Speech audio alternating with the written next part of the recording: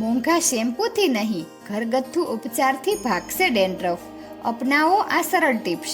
ઉનાળામાં ડેન્ડ્રફનું પ્રમાણ વધી જતું હોય છે, જેના નિવારણ માટે લોકો મોંઘા શેમ્પૂ અને કન્ડિશનરનો ઉપયોગ કરતા હોય છે.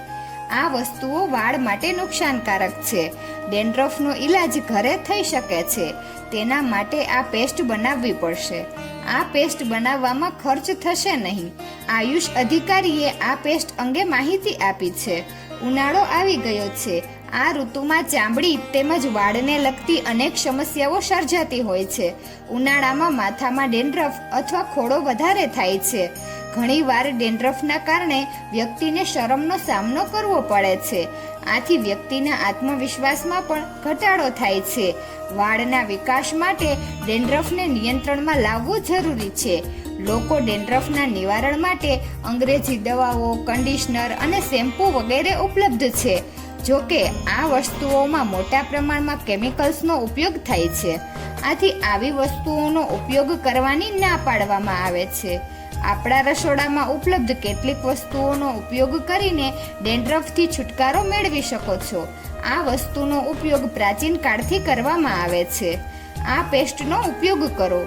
આ અંગે હજારીબાગના જિલ્લા આયુષ અધિકારી ડોક્ટર દેવનંદન તિવારી જણાવે છે કે માથાની ચામડી પર ખોડો અથવા ડેન્ડ્રફ થવો તે ખૂબ જ સામાન્ય બાબત છે. ખોડો એકના ડેડ સેલ્સ એટલે કે મૃત કોષો છે. જ્યારે માથામાં વધુ પ્રમાણમાં ખોડો થઈ જાય તો ખંજવાળ આવવાની પણ શક્યતા વધી જાય છે. આયુર્વેદમાં એવી ઘણી બધી વસ્તુઓ છે કે જેનાથી ખોડાની સમસ્યા દૂર કરી શકાય છે. આમાં મુખ્યત્વે હળદર અને દહીંમાંથી બનેલી પેસ્ટ સૌથી અસરકારક હોય છે. પેસ્ટ બનાવવાની પદ્ધતિ ખૂબ જ સહેલી છે. તેમણે વધુમાં જણાવ્યું છે કે આ પેસ્ટ બનાવવી અત્યંત સહેલી છે. આ પેસ્ટ તૈયાર કરવા માટે દહીં અને હળદરનો ઉપયોગ કરો. દહીંમાં માત્ર 2 થી 3 ચપટી હળદર ઉમેરો. આ પેસ્ટને માથા પર લગાવો અને તમારા માથાને અડધા કલાક સુધી સ્વચ્છ કપડાથી ઢાંકી દો. અડધા કલાક પછી માથાની ચામડીને નવશેકા ગરમ પાણીથી ધોઈ લો. આવું કરવાથી ઘણી મદદ થશે. અઠવાડિયામાં 2 દિવસ આ પેસ્ટનો ઉપયોગ કરવો જોઈએ.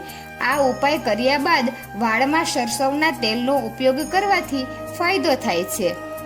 તો મિત્રો, તમને આ વિડીયો કેવો લાગ્યો જરૂરથી કમેન્ટ કરજો. જો સારો લાગ્યો હોય તો વિડીયોને લાઈક અને શેર કરજો અને અમારી ચેનલને જરૂરથી સબસ્ક્રાઈબ કરજો. વિડીયો અંત સુધી જોવા બદલ ખૂબ ખૂબ આભાર.